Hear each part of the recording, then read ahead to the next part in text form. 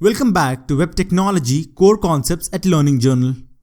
In the earlier session, I said a website is a collection of one or more web pages. So, a website could be as simple as a single HTML page, right? If you have a web page, you can create a website and run it on a local machine. However, no one else on the planet will be able to access your website until you take it to the internet, right? So let us talk about taking a website to the internet. I have this simple web page. This page is my website. It is not that great, but this is what I have. How can I take this website to the internet? What do I need? Just think about it. Tell me at least one logical thing. Yes, you are right. The first thing that I need is a computer with an internet connection. We all have such computers, but unfortunately that is not enough to make my website available over the internet. I need at least one more thing, that is a web server. I'm sure you're wondering with some questions. What is a web server and why do we need them? Let us try to understand the need for a web server and then we will try to define a web server. Suppose I have a single page on my laptop. I saved it at the following location. Now I want to make it available to the internet. So I connected my laptop to the internet. As soon as I connected my laptop to the internet, my internet service provider will assign a unique IP address to my computer. On the other side, you are sitting somewhere on this planet with another computer. You also connected your machine to the internet. Technically, there is a connection between our computers.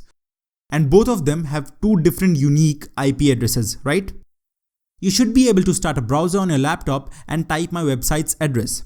And there comes a series of problems. The first problem is this.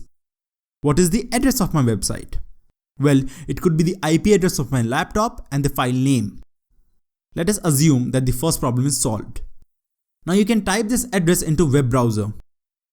The browser will look at the IP address. The IP address is like a telephone number. If the browser knows the IP address, it can send some data to the computer with that address, right? So the browser sends a request to my computer asking for the myfirstpage.html file. That request reaches my computer. And there comes the next problem. No one is there to listen to that request. It is same as a guest is knocking at my door, but there is no one in the house to listen and respond. So, we need a software that keeps listening and responding to such requests. That's what the web server is. So at the fundamental level, we can think of a web server as a piece of software that listens and responds to the end users over the internet. It may not be the most appropriate definition for a web server, but this is what a web server means at a high level. So the website works using a client-server model.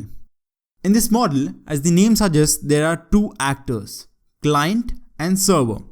The client sends a request and the server returns an appropriate response. In case of our example, the browser is the client. It sends a request for the myfirstpage.html page. The web server is the server. It listens to the request and returns the myfirstpage.html page to the browser. Great. The example gives you a high-level idea of how a website works. And we also talked about the client-server architecture. We will talk a little more about a web server in an upcoming video. See you again in the next video. Thank you for watching Learning Journal. Keep learning and keep growing.